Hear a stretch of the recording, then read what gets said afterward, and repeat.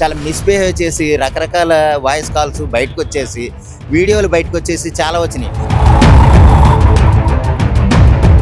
ఏదైనా ప్రత్యర్థి పార్టీకి వచ్చేటప్పటికి ఆవిడ మీదాడిపోయేటప్పుడు తన పార్టీలో అంతకంటే మరి ఆవిడ ఏ విధంగా అంటదో అంటే ఈళ్ళ ఒకరు దొరికాడని జనసేన, కామసేన అందంటే ఈ చంద్రబాబు నాయుడు గారు, పవన్ కళ్యాణ్ గారు చేసిన పాపాలు వాళ్ళు చెప్పిన మాటలకి వాళ్ళు ఫినాయిల్‌తో కడుక్కున్నా గానీ కూటమిలో ఉన్నవాళ్ళే నమ్మరు. మోడీ గారి వరకు అవసరం లే. కూటమిలో ఉన్న మిగిలిన నాయకులు ఎవరో కూడా నమ్మే స్థితిలో లేరు. 5 సార్లు ఆ ప్రెగ్నెన్సీ తీయించేదాకా ఎందుకు కేసు పెట్టలేదు? ఒక్కసారి ప్రెగ్నెన్సీ వచ్చిన తర్వాత తీసిన తర్వాత ఎంత టైం పడుతుంది మళ్ళీ ప్రెగ్నెన్సీ రావడానికి? ఆమెకు బ్లాక్ మెయిలర్గా కనిపిస్తుంది తప్ప.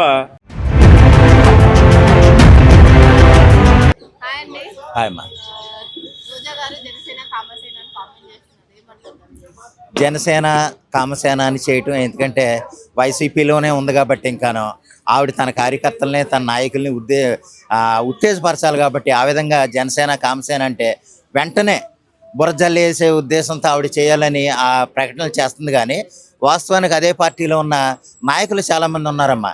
అలాగే వైసీపీ వాళ్ళని మరి ఏసీపీ వాళ్ళు అంటారో ఏ రకంగా వాళ్ళని విమర్శించాలో వాళ్ళకే వదిలేస్తున్నాం ఆ పేర్లేంటో. అయితే ఏంటంటే ఇక్కడ నేను అనేది ఇప్పుడు జనసేన కామసేన అని అన్నారు. మరి గోరంట్ల మాధవ్ గారో లేకపోతే అవంతి శ్రీనివాస్ గారో అంబటి రాంబాబు గారో లేకపోతే చాలామంది రకరకాలుగా చాలా మిస్‌బిహేవ్ చేసి రకరకాల వాయిస్ కాల్స్ బయటకొచ్చేసి, వీడియోలు బయటకొచ్చేసి చాలా వచ్చినాయి. అప్పుడు మరి ఈవిడి హుందాతనం ఎక్కడ చూపించుకుని బయటకొచ్చి మాట్లాడిందో మనం తెలుసుకోవాలి. అది వాళ్ళ నాయకుల కన్నా తెలుసో లేదో కానీ ఏదైనా ప్రత్యర్థి పార్టీకి వచ్చేటప్పటికి ఆవిడ మీదాడిపోయేటప్పుడు తన పార్టీలో అంతకంటే 10% ఎక్కువ ఉన్నారు. అంత 10% అని కాదు, అంతకంటే 10 టైమ్స్ ఎక్కువ ఉన్న జనాల్ని మరి ఆవిడే ఏ విధంగా అంటదో అంటే వీళ్ళ ఒకరు దొరికాడని జనసేన, కామసేన అందంటే గోరంట్ల మాధవన్ ఇంకెన్ని రకాలుగా బూతులు తిట్టుంటుందో మనం ప్రత్యేకంగా చెప్పక్కలే వాళ్ళ నాయకులందరినీ. అందుకంటే ఆ విషయంలో కొంచెం ఆలోచించుకుని మాట్లాడితే బాగుంటుంది అనేది నా ఉద్దేశం. అవునమ్మా. అవునండి.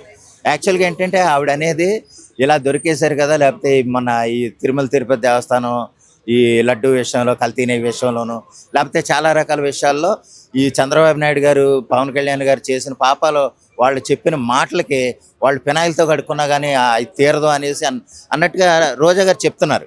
నేననేది ఏంటంటేనమ్మా యాక్చువల్గా వీళ్ళని ఫినాయిల్‌తో కడుక్కోవాలి. మరి వాళ్ళ పార్టీలో ఉన్న వాళ్ళని వాళ్ళు చేసిన తప్పుల్ని కనుక పరిగణిస్తే కనుక అదే రకంగా పరిగణిస్తే వాళ్ళని ఒళ్ళంతా ఫినాయిల్‌తో కడిగినా కానీ వాళ్ళ పాపం తీరదు. వాళ్ళని క్షమించడానికి కూడా జనాలు రెడీగా లేరు.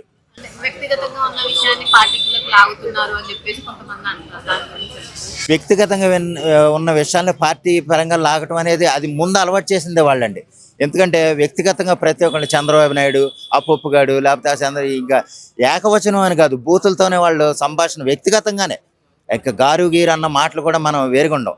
అటువంటి వాళ్ళని వాళ్ళు వ్యక్తిగతంగా బూతులతో మాట్లాడే వాళ్ళని వీళ్ళేమీ చేయనట్టుగా తిరిగి అలా మాట్లాడుతూ మళ్ళీ వీళ్ళనే వ్యక్తిగతంగా విమర్శిస్తున్నారు అని అంటాం అయితే కరెక్ట్ కాదు. కూటమి ప్రభుత్వంలో నాయకులను లేకపోతే చంద్రబాబు నాయుడు గారినో పవన్ కళ్యాణ్ గారినో వ్యక్తిగతంగా విమర్శిస్తున్నారు అంటాం కరెక్ట్ కదమ్మా. ఎందుకంటే అంతకంటే దారుణంగా వాళ్ళు చాలా దారుణంగా మాట్లాడారు.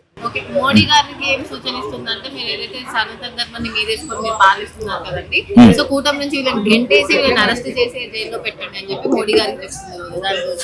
దాని గురించి ఏంటంటే రోజా గారు మోడీ గారికి రికమెండ్ చేయటం ఎలాగుందంటేనమ్మా, ఇప్పుడు ఎలాగంటే ఒక అడవిలో ఉన్న మహాసింహం గురించి ఏదో చిలక చెప్పినట్టుగా ఉంది. ఎందుకంటే వీళ్ళు చంద్రబాబు నాయుడు గారు ఏంటో, పవన్ కళ్యాణ్ గారు ఏంటో మోడీకి తెలియని వాళ్ళు కాదు. మోడీ విషయంలో వాళ్ళు ఎంత ముఖ్యమైన వాళ్ళో తెలుసు. ఈవిడేదో ఫోన్ కిస్కలాగా వచ్చేసి మోడీ గారు వాళ్ళ మీద ఇలా చర్యలు తీసుకోండి, అలా తీసుకోండి, పార్టీ నుంచి బహిష్కృతం చేయండి లేకపోతే రకరకాలుగా మాట్లాడటం అనేది కరెక్ట్ కాదు. ఈవిడేదో అనేసుకున్నంత మాత్రం జనాలు నమ్మేస్తారనుకుంటుందేమో కానీ కనీసం కూటమిలో ఉన్న వాళ్ళే నమ్మరు. మోడీ గారి వరకు అవసరం లే. కూటమిలో ఉన్న మిగిలిన నాయకులు ఎవరో కూడా నమ్మే స్థితిలో లేరు. ఆవిడేదో సమయం వచ్చినప్పుడు అలా మాట్లాడుతూ ఉంటుంది అన్న సంగతి అందరికీ తెలిసిందే. ఎందుకంటేనంటే అది పూర్తిగా వాళ్ళ సెల్ఫ్ ఎంక్వైరీలో ఉన్నారు. ఈ మాట ఎందుకంటున్నానంటే ఇప్పుడు మిగిలిన నాయకులు ఉన్నారు కదా, అదే పార్టీలో ఉన్న మిగిలిన నాయకులు, క్రమశిక్షణ సభ్యత్వం ఉన్న వాళ్ళు, లేకపోతే విప్ హోదాలో ఉన్న వాళ్ళు కొంతమందిని వాళ్ళు ఎంక్వైరీలో ఉన్నారు. అది పూర్తిగా తేలేదాకా మనం ఆ విషయం నిన్న యాక్చువల్గా అడిగారు కొంతమంది, అడిగితే ఆయన సమాధానం చెప్పకుండా వెళ్ళిపోయారు. అదేంటంటే పూర్తిగా తేలితే కనుక పార్టీలో ఉంచుతారని నేను అనుకోవట్లేదండి. ఎందుకంటే వాళ్ళకు ఒక నిబద్ధత ఉంది. ఆ నిబద్ధత ప్రకారం పార్టీకి రూల్స్ ఉన్న ప్రకారం వాళ్ళు నడుచుకుంటారు. అది అవసరమైతే ఎందుకంటే చంద్రబాబు నాయుడు గారు కూటమిలో ఉన్న చంద్రబాబు నాయుడు గారే చాలామంది నాయకులకి క్లాస్ పీకిన సందర్భాలు మనం ఎన్నోసార్లు చూసాం. ఆ సందర్భాలు ఏంటంటే టైం దొరికాక అతను ఏమన్నా ఇదేంటి మన కల్ప్రిట్ లేదా ఒక ఈడు నిజంగా మోసగాడే ఈ అమ్మాయిల విషయంలో ఇటువంటి ఇబ్బందులు వీడు చేసే మనిషి అని ఏమన్నా తెలిస్తే కనుక ఖచ్చితంగా చర్యలు తీసుకుంటారని నేను నమ్ముతున్నాను. కొంతమంది ఒరిజినల్ వీడియో, కొంతమంది ఏ అంటున్నారు కదా, ఏది నమ్మాలి? ఇది యాక్చువల్గానండి అతను తీసుకునే వీడియో అయితే కాదు. ఇప్పుడు ఒక ఎమ్మెల్యే స్థితిలో ఉన్న ఒక అతను నా వీడియో నేను తీసుకుంటున్నాను, ఇంకొక ఆవిడతో ఉన్న వీడియోలు నేను తీసుకుంటున్నాను అతను అయితే తీసుకోడు. అది ప్రీ ప్లాన్డ్గా చేసిన వీడియో.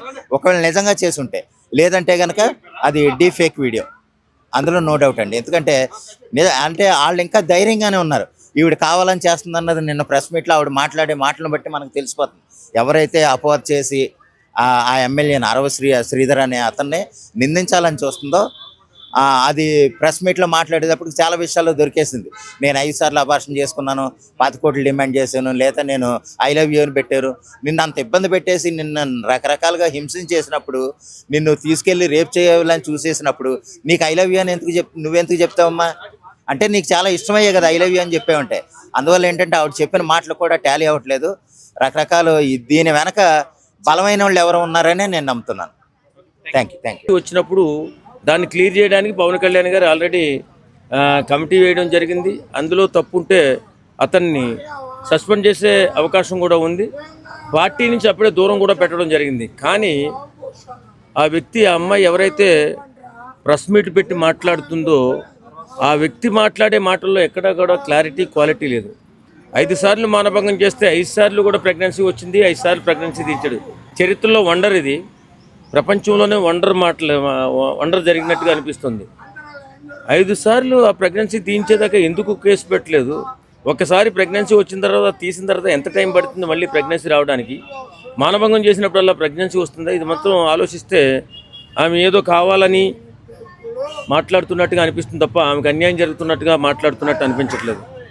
ఏదేమైనా రిపోర్టర్లు అడుగుతున్న క్వశ్చన్లకు కూడా సమాధానం చెప్పకుండా వెళ్ళిపోయి మళ్ళీ ఒక వీడియో విడుదల చేయడం జరిగింది సార్. మరి ఆ వీడియోలు కూడా సోషల్ మీడియాలో వైరల్ అవుతున్నాయి. మరి వాటి గురించి మీరేమంటారు? ఆమెకు బ్లాక్ మెయిలర్గా కనిపిస్తుంది తప్ప ఒక ఎమ్మెల్యే తప్పు చేసినట్లుగా అనిపిస్తుంది. శ్రీధర్ గారు అయితే తప్పు చేసినట్లుగా అనిపించట్లేదు.